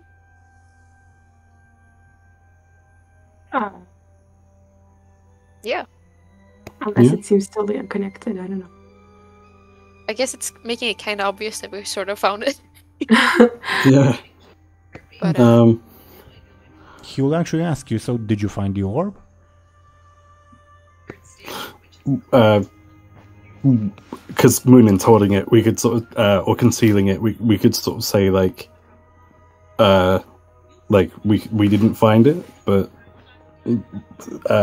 you know, this desolation wasn't here when we went in, like when we were looking for it. But as soon as we came out, you know, everything was messed up. So why are you so interested in this orb? oh, can we tell him like that we got surrounded by a bunch of undead? We didn't get the orb, but like we managed to make a mess. He will laugh in your face and say, oh, I thought you people didn't believe in fairy tales. Okay. So are you saying, so there's no orb and this desolation happened and it's connected to you going into the ruin? Then why did they lynch me and not you? Well, it was you, sort of Muninn would say, you were the one who sort of sent us after this orb, so... Yes, exactly. But you said there's no orb. But there were like an army of skeletons, you know, and as soon as they awoke, they, you know, their awakening sort of caused this to happen. Oh, what's this hogwash about skeletons? For the love of the free, are you people 5 years old? We can take you there if you want to see them. Like, grab his arm very forcefully. Please don't touch me.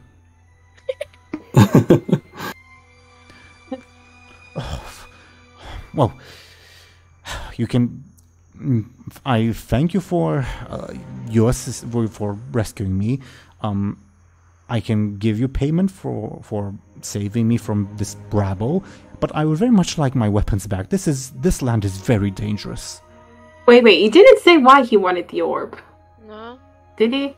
He did not, but that's also because like you, like a lot of other questions were like mixed in, and he like didn't answer them. Yeah.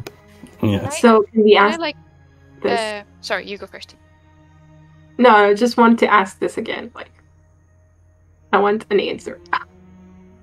I imagine Anghel like makes gestures like as if he's holding a sphere and asks him, like points to it, and he looks confused, and maybe one of Illona or Muninn would ask, why did you ask us to go look for the orb?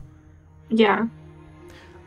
He will sigh and say, academic research, the ancient Rimlen were marvelous builders, marvelous architects, marvelous soldiers, and an orb, well, legend says there's 8 of them across the world, and, well, if I could find one in this place forsaken by the free, I would become famous.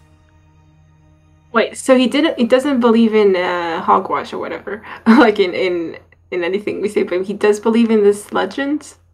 Well, this orb legend? I don't know if Anghel would know this, but the orbs were... they are like present in like ancient inscriptions, etc., etc. Again, I don't know if Anghel would know this. Yeah, we did talk about this, I think, last time, but you said that when Muninn saw it, I think that was it, that he was like, oh, this wasn't supposed to exist or something. Yeah. Right? Again, he knows he believes, rather, he doesn't know that these orbs exist, but like he doesn't believe that they actually had magical powers. Okay.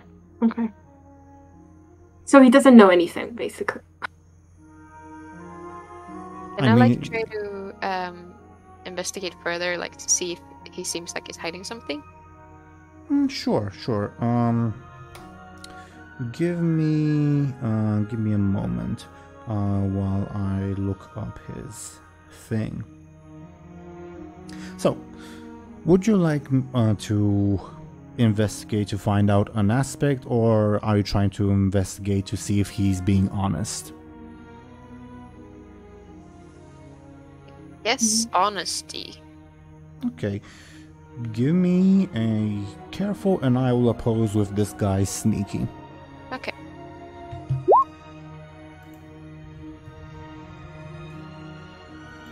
Okay. Yay! with that difference, he is definitely hiding something, but he's definitely hiding something in the sense that maybe it's not just academic interest that drove him to find these orbs. Okay.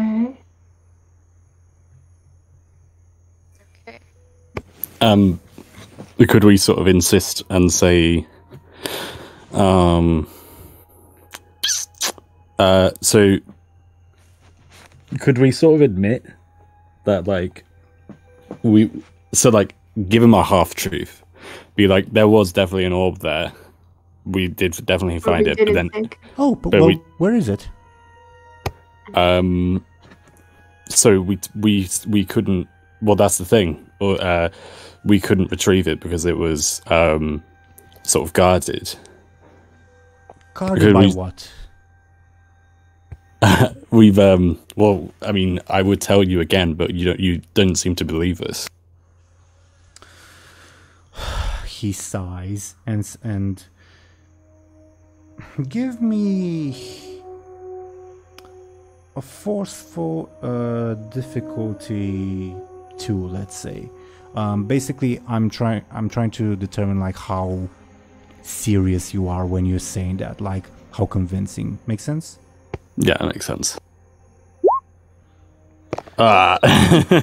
You can't contain your laughter, I guess. He rolls his eyes and says, right. So, well, can I have my weapons back, please? And I will pay you, let's say 50 courage apiece for rescuing me. I would have paid more if you'd brought the orb, but business is business. I do appreciate the rescue, don't get me wrong, but I do need my weapons. So is it, just sort of confirm, is that Illona is the only one that knows that, or sort of suspects that the cartographer is hiding something? Yeah, she can communicate that, but the guy is right there. Yeah. Right. Can I like do some sneaky wink or roll my eyes in a way that like he's more? You wink at him, okay? No, not the guy. Not the cartographer, but just like try to convey with my eyes. There's more to it, like some. Yeah. Look to Anghel and Dely. Give me a sneaky. I'll oppose with the cartographer's careful to see if he realizes that, like, you're quote unquote talking about him. Okay. Okay. Oh wow. Oh wow. Oh wow. Ooh. I'll, that was close. I'll actually spend a fate point to bring me to 8. No. Damn. But that's a very good roll. I really don't want to spend my last fate point, but should I? It's up to you. I mean, ultimately, if you did sort of outright, I guess, tell us that he's hiding something, there's not much he can do other than walk away, because it's not like he has his weapons yet. True. Okay, I'll keep the fate point, and he will notice, I guess. He will notice, indeed, and you, like, instantly see him, like, begin, looking very very not suspicious, like very guarded. Like you've definitely like put him on guard, and he'll say, "Look, what do you people want?"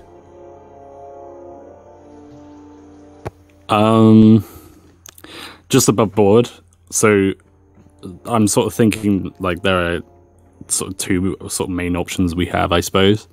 The first thing that I'm sort of thinking about is admitting that we're lying and we have the orb, and that we just may as well admit it to him.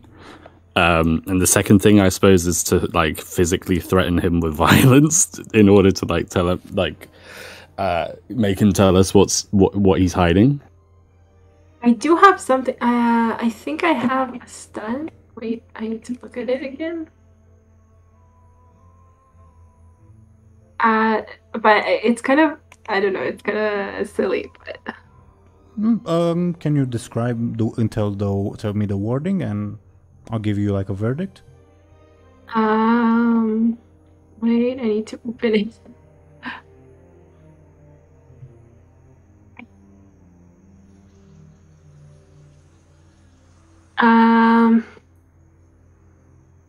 I don't know. Okay, because he's good with carving wood, he can get something valuable in exchange for an item he carved.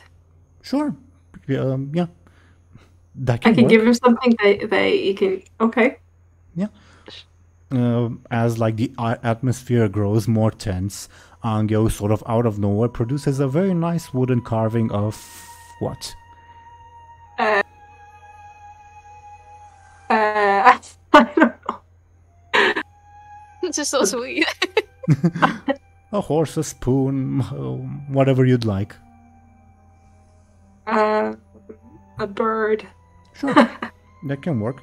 He like instantly looks at it and says, "Oh, that would make a great souvenir. How much for that, my boy?"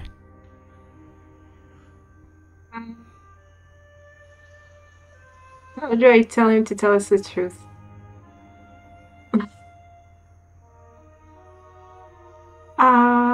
Maybe I'm gesturing at a circle again with my hand stuff. You want information about the orbs? Mm-hmm. Yes. Oh, nodding. Oh, that's simple enough. Very well. He will extend a hand. Okay, so I give it to him. Mm-hmm.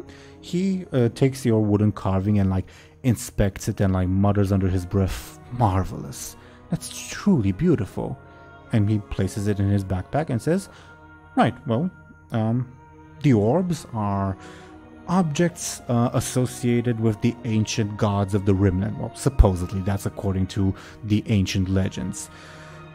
In the stories, the Rimlen emperors would assign them to to respective generals or to various public officers wherever a need would be most dire. One legend says that one Rimlen legion got lost in this general area in antiquity, and the commander had an orb with her. So that's why I sent you looking. I heard that there were some Rimlen ruins nearby. What else would you like to know? Because this is your stunt, Anghel, yeah, he will tell you anything you want to know, no questions asked. Regarding the orbs, at least. Right. Does this tell us anything? I don't know. I mean, I think we know this. Or... I guess it would be good to, like, know more about the army that's down there, and how to possibly, like, distract them from not coming attacking everybody. He, again, does not believe that there's an actual living undead army there. He just believes that there was... Oh. Yeah. I didn't mean, like, telling him about the army again. More like, telling us the story of it. We don't necessarily have to tell him again. That's... Of course. About 1400 years ago, at least that's the way the story goes, the Rimlen Emperor sent the 5th Teeironor Legion towards this area because there was an incursion by the ancient Gutini, Taiski people, And, well, apparently they failed in their attempt to stop the Gutini because they ravaged much of well, what is now the Caramel Empire, and then returned back to the north. So that army failed in its mission. I don't know what else I can tell you about that specific army.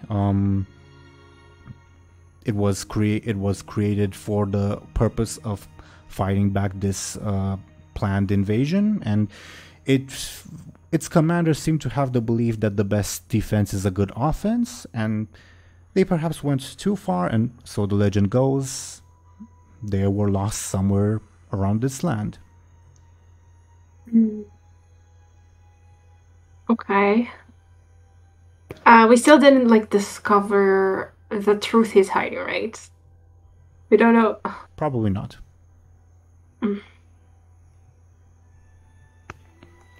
But also that's related to why he wants the orb, not how should I say it? Not to the history of the orb itself. Right. So far all we know is from what he's told us is that he just wants the orb because he wants to be famous from it or something. Yeah. I mean, it's a very rare artifact. Yeah. Yeah. Okay. Should we sort of grill this? What is sort of everyone sort of thing? Should we sort of grill this guy some more and see if there's an ulterior motive, or I mean, would it be sort of safe to sort of? I mean, at the very least, if we admitted, yeah, we do have the orb, we can sort of just. I mean, it's not like he could fight us for it, but he doesn't have any weapons on him. Oh, and then we can say, okay, then tell us why. Yeah, we could say that. Oh, yeah, I mean, yeah, it would be a good sort of I suppose it could be a good incentive. Yeah, we do have it. Why do you really want it? And if we're satisfied with the answer, we'll give it to you, sort of thing. Yeah. Why the sudden suspicion? I made you a fair deal that if you were to bring the orb to me, I would pay you, and I do intend to pay you fairly. Yes, he is clearly deflecting above board. Yeah. We make it very clear that we know he's hiding something, and we're not gonna give him the orb until he's more trustworthy. More honest.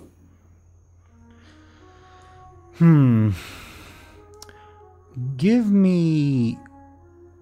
who's saying this? I guess me. Then give me a forceful roll. Anghel and Muninn will assist, and I will oppose with this guy's forceful, okay? Okay.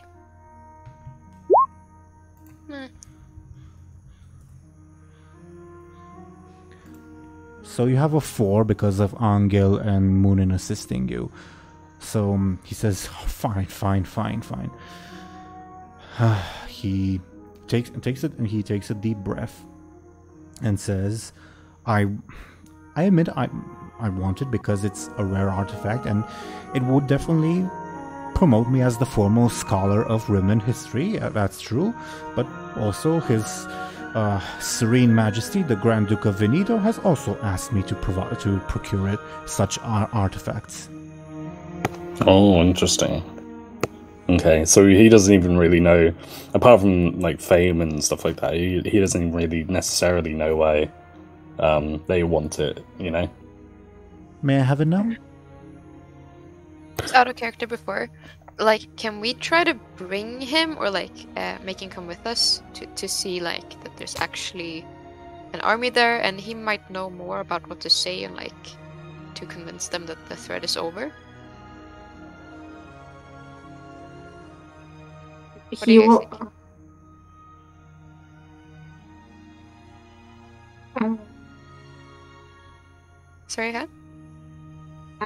I'm not sure. I mean, I'm not sure. I wonder how they will treat him. I mean, where is he from? He is from Veneto, and a Vitelli city-state that's fairly far to the west. It's a very important city-state in terms of trade connections, and it's one of the biggest rivals of the Caramel Empire when it comes to trade. But Anghel wouldn't know that, actually. Yeah. Anghel will know this guy looks fancy and this guy speaks fancy. But Muninn and Illona would definitely know about Veneto. It's like one of the most famous cities in the entire continent. Like, I'm wondering, like, where did Muninn come from? He hasn't said. Yeah. Oh, right. Sorry. That's all right. I mean, because for some reason they saw him as a I don't know, slave or something. So I don't know. Like, I don't know. I don't know if Veneto is.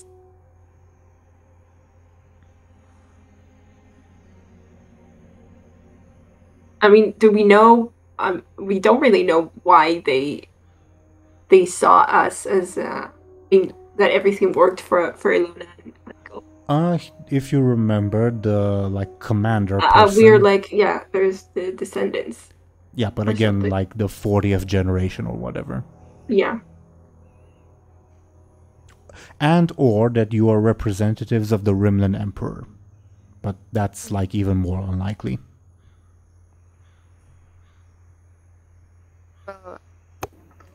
I don't mind sharing this. I think so. If I remember correctly, like as well, like Muninn was sort of because Muninn isn't from either Muninn isn't from the place that is used to be the Roman Empire, or either that, or they are from a place that was opposing them. I believe.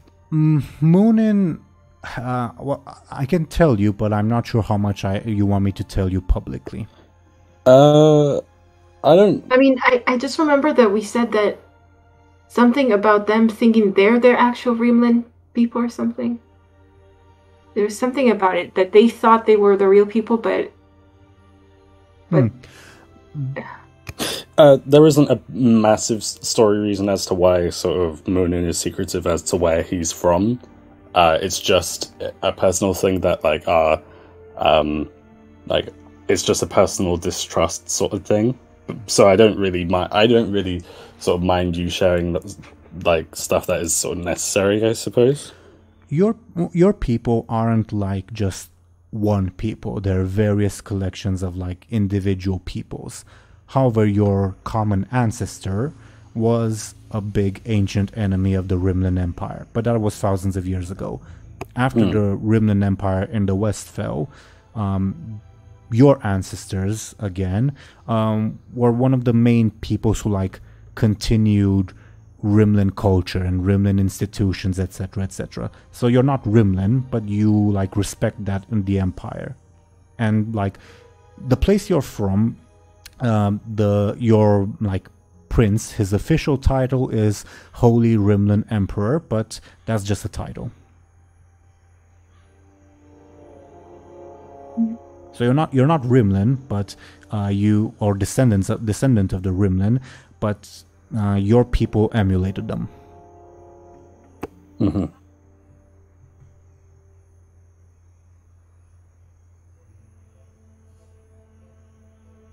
But again, probably the main reason the soldiers called you a barbarian is because they like smelled, oh yeah, this guy is from the people we're at war with. Yeah, no, for sure. Okay. I don't know if that would help you in this specific situation, but that's the information. I mean, so do we want to take the cartographer back there? I would be down for that. Can I go now?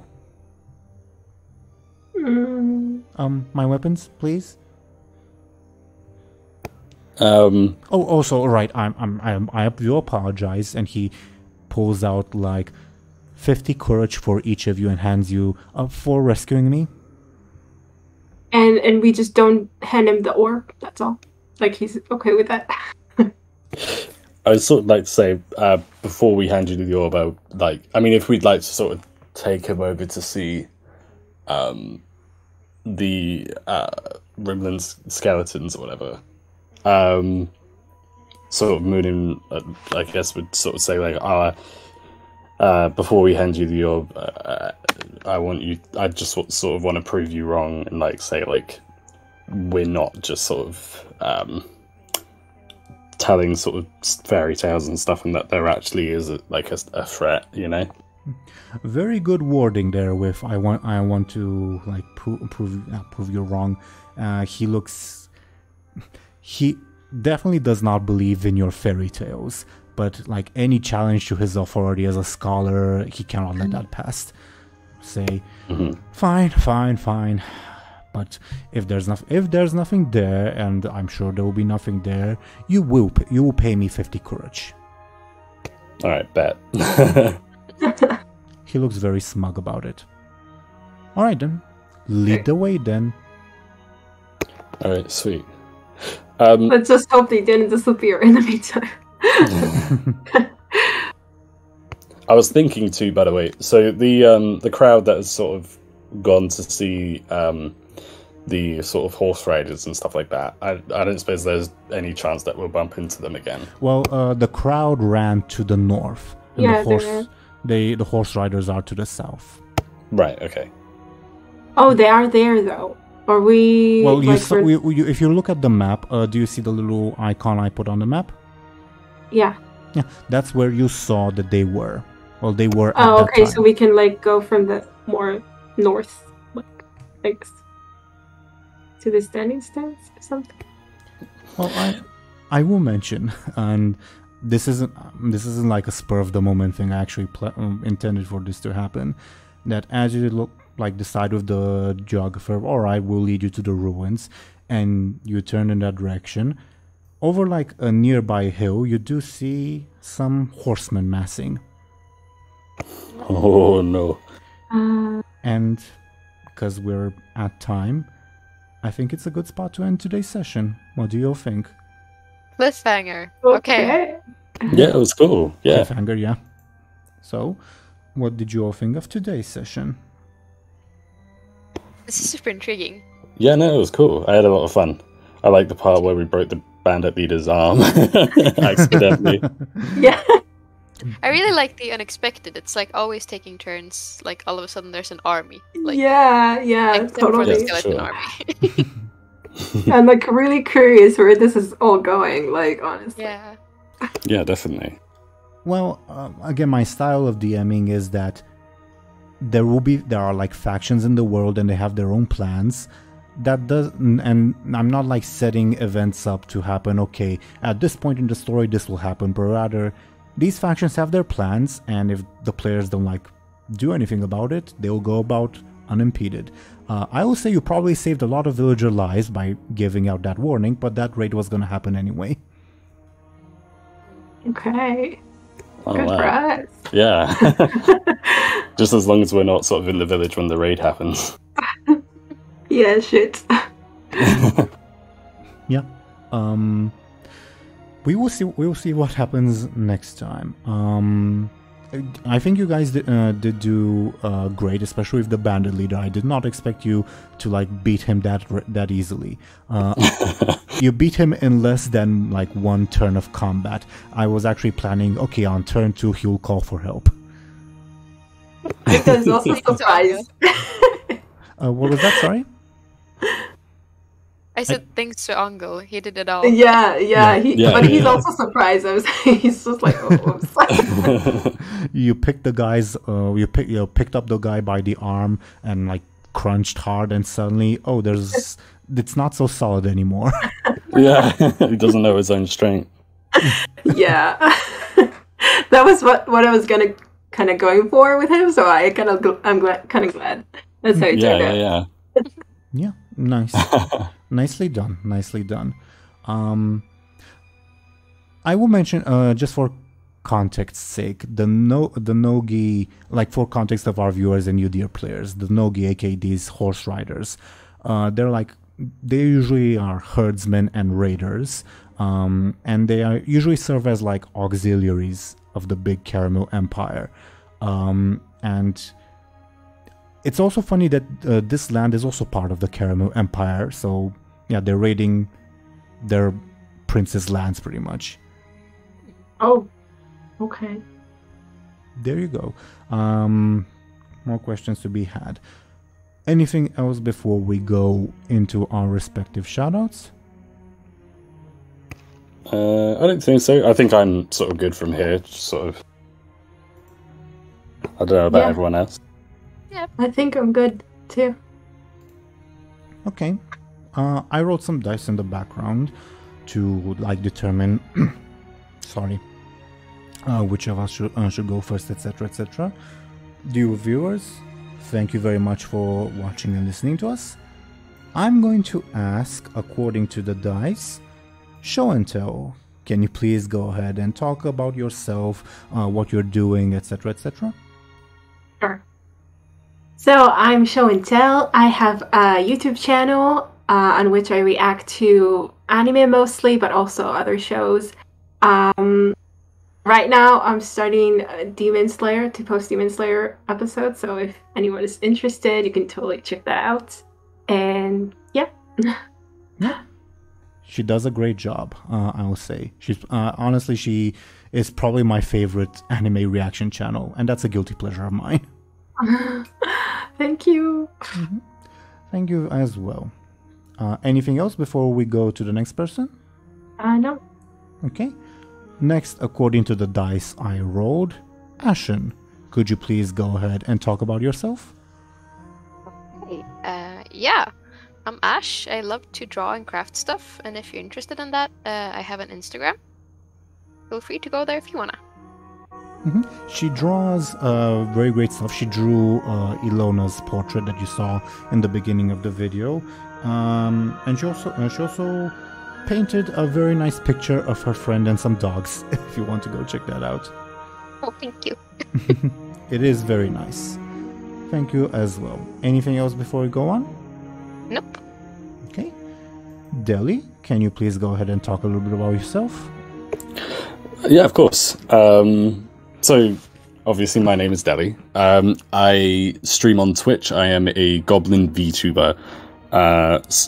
Currently, I stream variety, so that means I just stream any game I like. And yeah, so currently we're on Dark Souls 3.